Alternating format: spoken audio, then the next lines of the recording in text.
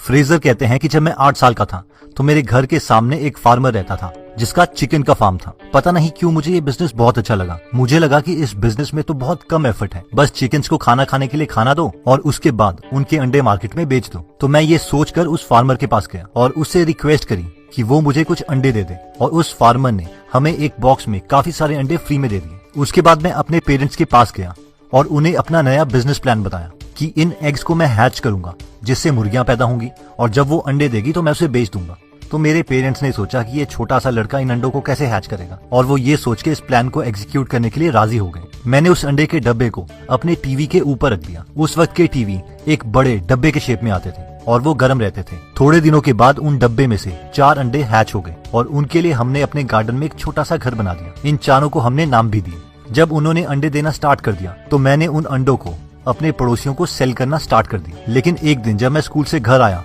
तो मुझे पता चला कि एक फॉक्स ने सारी मुर्गियों को खा लिया है। उस दिन मैं बहुत दुखी हुआ। ये मेरे बचपन का सबसे पहला बिजनेस था जिसे मैंने ऑलमोस्ट 0 इन्वेस्टमेंट से स्टार्ट किया था। इसके बाद भी मैंने कई बिजनेसेस स्टार्ट किए, लेकिन फिर मैंने एक फुल फ्लैज कंपनी खोली जिसे मैं आज भी चला रहा हूँ और जिसने मुझे मिलियनेयर बनाया था। एक बार मैं स्कूल की छुट्टियों पर अपनी ग्रैंडमदर से मिलने गाँव गया था। वहाँ पर मैंने देखा कि मेरी ग्रैंडमदर हमेशा की तरह जैम बना रही थी। वो बहुत ही टेस्टी जैम बनाती थी। मुझे पता नहीं क्यों उस दिन जैम बहुत टेस्टी लगा और मैंने अपनी ग्रैंडमदर से कहा कि मुझे भी ये जैम बनाना सिखाओ। उस दिन हमने कई घंटों तक जैम बनाया और उसे जार्स में भर दिया। उसके बाद मैं भाग के सुपरमार्केट गया और फ्रूट्स लेके आया और खुद दोबारा से जैम बनाई। और इससे पहले कि जैम ठंडी भी हो, मैं उस जैम को अपने पड़ोसियों के पास लेके गया और उनसे पूछा कि उन्हें मेरी बनाई हुई जैम कैसी लगी। मेरे पड़ोसियों ने मुझे कहा कि उन्हें मेरी बनाई हुई जैम बहुत टेस्टी लगी है और वो मुझे इनके लिए पैसे भी दे सकते हैं। इसके बाद मैंने कंटिन्यूसली अपने पड़ोसियों को जैम बेचना स्टार्ट कर दिया। एक लोकल न्यूज़पेपर ने मेरी स्टोरी भी कवर की कि कैसे एक 15 साल का लड़का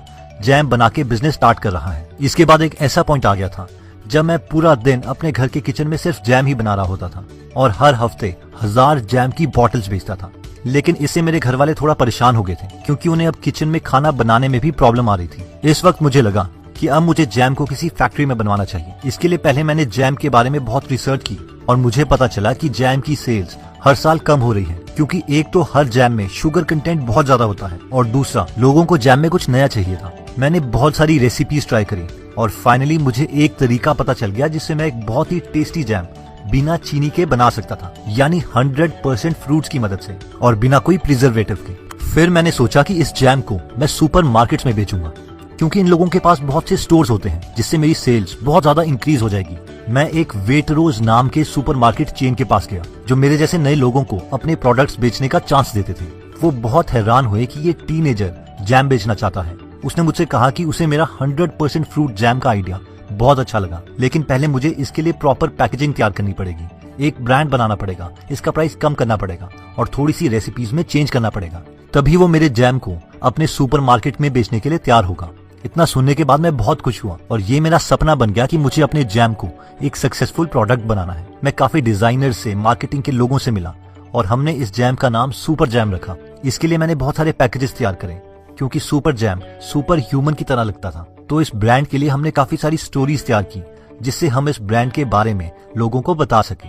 फिर मैं जैम की फैक्ट्रीज के चक्कर काटने लग गया ताकि वो मेरे लिए जैम बनाने के लिए तैयार हो जाए, जिससे मैं लार्ज स्केल में जैम प्रोड्यूस कर सकूं। ज्यादातर हर फैक्ट्री ओनर ने मुझे जैम बनाने के लिए मना कर दिया। किसी को मेरे प्रोडक्ट पर विश्वास नहीं था। कोई सोचता था कि मैं 17 साल का एक लड़का हूं और मुझे बिजनेस के बारे में कुछ नहीं पता। लेकिन एक जैम ओनर मेरे आइडिया को ट्राई करने के लिए रेडी हो गया क्योंकि उनकी जैम की सेल्स कम हो रही थी और उनकी कई मशीन्स फ्री थी जिससे मेरी जैम रेसिपीज ट्राई की जा सके। अब जैसे ही मैं अपने नए बनाए हुए जैम्स का स्टॉक उस सुपरमार्केट वेटरोज में लेके गया तो उन्होंने मेरी हर चीज को मना कर दिया। उन्होंने कहा कि जिस फैक्ट्री से मैं जैम बनवा रहा हूँ वो बहुत कॉस्टली है जिसकी वजह से प्रॉफिट मार्जिन कम रहेगा। मेरी ब्रांडिंग का तरीका भी उन्हें पसंद नहीं आया, इवन कि उनको मेरी जैम का टेस्ट भी अच्छा नहीं लगा और इस चीज पर मैंने ऑलमोस्ट 1 साल वेस्ट कर दिया था।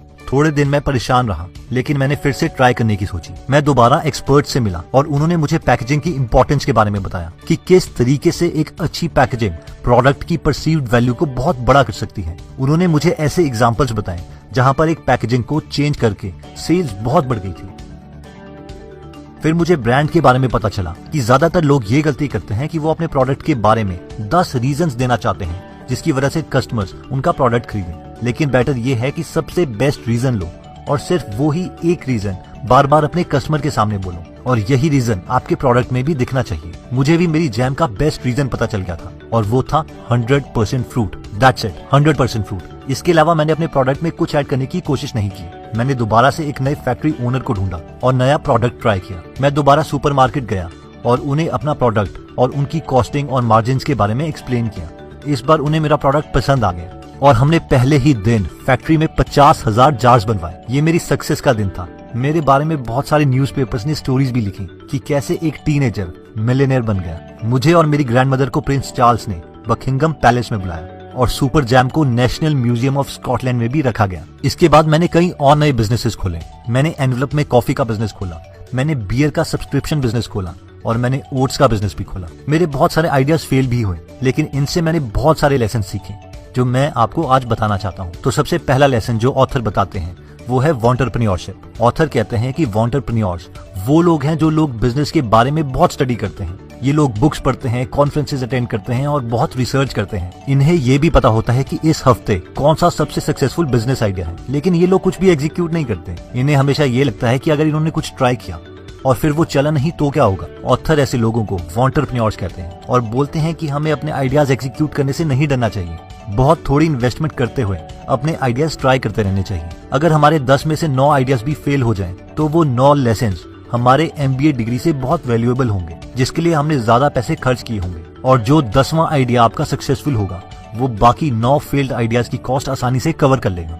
नेक्स्ट लेसन कहता है tell everyone about your ideas. Author बोलते हैं कि मैक्सिमम लोग अपने आइडियाज कभी किसी को बताते ही नहीं। उन्हें लगता है कि उनका आइडिया बहुत ही यूनिक है और अगर उन्होंने ये किसी को बता दिया तो उनका आइडिया कॉपी हो जाएगा, जबकि 99% केसेस में बहुत ही कम लोगों के पास यूनिक आइडियाज होते हैं। और सक्सेस हमें आइडिया से नहीं मिलती, उसके एग्जीक्यूशन से मिलती है। अगर हम अपने आइडियाज लोगों के साथ शेयर करते हैं तो वो लोग हमें बता सकते हैं कि हमारे आइडिया में क्या मिसिंग है और क्या लूप होल्स हैं, जो कि हमारे लिए बहुत हेल्पफुल रहते हैं। नेक्स्ट लेसन कहता है कि be optimistic and pessimistic. Author कहते हैं कि जो भी बिजनेस आइडिया हमारे पास है उसे हमें दोनों तरीके से वैलिडेट करना चाहिए। यानी ये भी सोचो कि अगर आइडिया चल गया तो क्या करेंगे, और अगर जो हमने सोचा था वो नहीं हुआ तो हम क्या करेंगे। ये थिंकिंग मेथड हमें ज्यादा क्रिएटिव बनाता है। नेक्स्ट लेसन कहते हैं be willing to try, start at small level to validate the idea. Author कहते हैं कि हमेशा लो इन्वेस्टमेंट से ही ट्राई करना चाहिए, इवन जब हमारे पास बहुत सारे पैसे हों। इससे होता यह है कि हम जल्दी बता सकते हैं कि जिस आइडिया को हम सोच रहे थे कि वो अच्छा है, क्या मार्केट को भी वो एक्चुअल में आइडिया अच्छा लगा। इसीलिए लो इन्वेस्टमेंट से ही मार्केट के मूड को जानना चाहिए और धीरे धीरे अपना बिजनेस एक्सपैंड करना चाहिए। आइडियाज टेस्ट करने से डरे नहीं, इसे एक ट्यूशन फीस की तरह लें। वैसे भी तो हम कोचिंग में, क्लासेस में पैसे इन्वेस्ट करते ही हैं।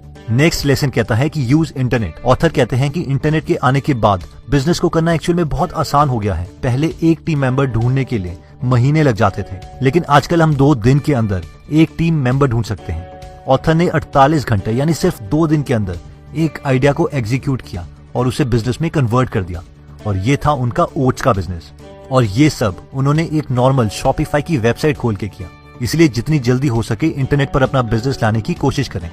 नेक्स्ट लेसन कहता है add story to explain ideas. Author कहते हैं कि मैं अभी तक अपने सुपर जैम के बिजनेस को स्टोरीज के रूप में एक्सप्लेन करता हूँ। ये मेथड ब्रांडिंग के लिए बहुत अच्छा है और इससे हमारे कस्टमर्स हमारे साथ इमोशनल लेवल पर कनेक्ट हो जाते हैं। तो दोस्तों, इस वीडियो में हमने देखा कि किस तरीके से एक मिडिल क्लास लड़का मिलियनेयर बन गया, और वो भी बिना कोई ज्यादा पैसे इन्वेस्ट किए हुए। उन्होंने इस जर्नी में बहुत सारे लेसन सीखे हैं, जैसे कि वॉन्टरप्रेन्योरशिप से बचें, यानी सिर्फ आइडिया से कुछ नहीं होता। आइडिया तो सबके पास है, जो चीज मैटर करती है वो है एग्जीक्यूशन। नेक्स्ट हमने देखा कि अपने आइडियाज किसी को बताने से डरे नहीं, क्योंकि दूसरा इंसान आपको आपके आइडियाज के लूप होल्स बता सकता है। नेक्स्ट हमने देखा कि अपने बिजनेस को ऑप्टिमिस्टिक और पेसिमिस्टिक दोनों तरीके से सोचें। इसके बाद हमने देखा था कि बिजनेस को लो इन्वेस्टमेंट से ही स्टार्ट करना चाहिए, ताकि हम ये देख सकें कि मार्केट को हमारे आइडियाज पसंद है भी या नहीं।